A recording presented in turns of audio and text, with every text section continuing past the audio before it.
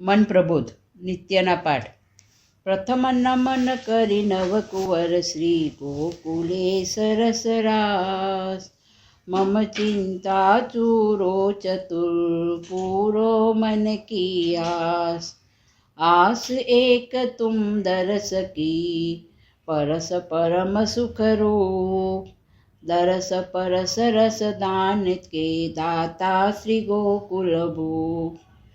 यह अभिलाषा मन रहे कही कौन पे जाय. जीवन धन संपत्ति सुखद मेरो श्री गोकुल राय. चरण शीस धरि चित धरि धरि अंतर्गत ध्यान. मन प्रबोध यह ग्रंथ को देहु कृपा हरि ज्ञान. सब ते चिंता अति प्रबल ताते प्रबल स्वभाव. उभे उग्र को विजय करो वंदो मृद जुग पाय. जाके मन चिंता रहे भाव सुदृढ़ नहीं गात. मन प्रबोध यह ग्रंथ सुनी अबुध सबुध वही जात. लौकिक में व्यासंग सुनी देखो समय विरोध. मन प्रबोध करी आप ते तब करी लियो विशोध. कबहु क अति उद्गे मन रहतो कछु जंजाल. मन प्रबोध यह ग्रंथ तब कीनो दास गोपाल. मन प्रबोध शुभ ग्रंथ यह कीनो करी प्रकाश.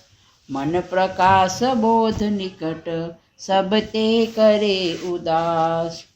चरण कमल में मन रहे आन रहे नहीं आस. उद्दीपन सद्भावे करी मन को करे प्रकाश.